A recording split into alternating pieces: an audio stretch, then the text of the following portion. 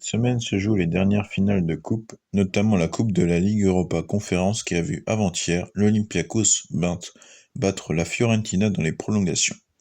Et demain samedi se jouera la finale de la Ligue des Champions. Récemment, les championnats européens se sont terminés.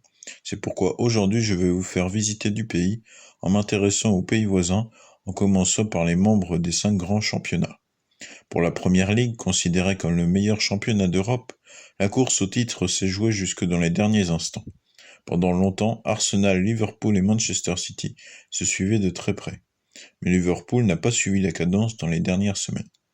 Les Citizens, champions depuis la saison 2017-2018, hormis en 2020, se sont fait peur, mais pour la deuxième année de suite, ils l'emportent sur Arsenal. À la suite du trio de tête à plus d'une dizaine de points derrière, on retrouve la surprenante équipe d'Aston Villa, coachée par Unai Emery, puis suivent Tottenham et Chelsea, les deux clubs londoniens finissent à la 5e et 6e place.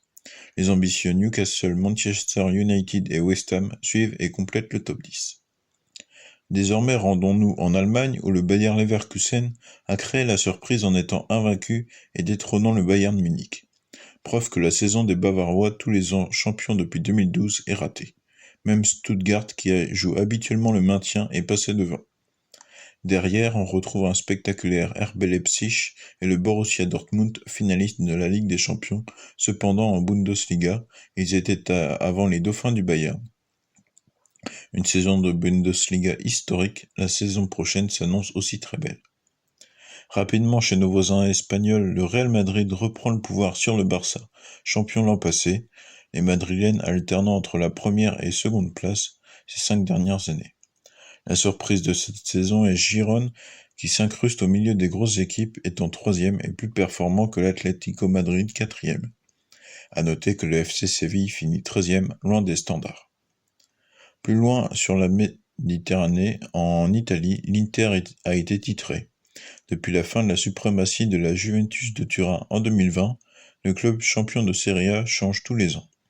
Il y a 3 ans, les interistes étaient champions, avant que ce ne soit l'AC Milan puis le Napoli. Au classement, dans l'ordre, l'AC Milan, la Juve, l'Atalanta et Bologne complètent le top 5. L'AS Roma et la Lazio finissent 6 et 7e. Naples, champion en titre avec une saison compliquée, finit 10e. Et désormais faisons un tour des championnats d'Europe un peu moins réputés. Au Portugal, le Sporting devance Benfica et Porto, et avec assez d'écart en Liga NOS. Chez nos amis belges de la Jupiler Pro League, Anderlecht est devancé par l'Union Saint-Gilloise, alors que le Royal Antwerp passe de la première place l'an dernier à la 3e. Enfin, aux Pays-Bas, en Eredivisie, le PSV Eindhoven est sacré avec Feyenoord.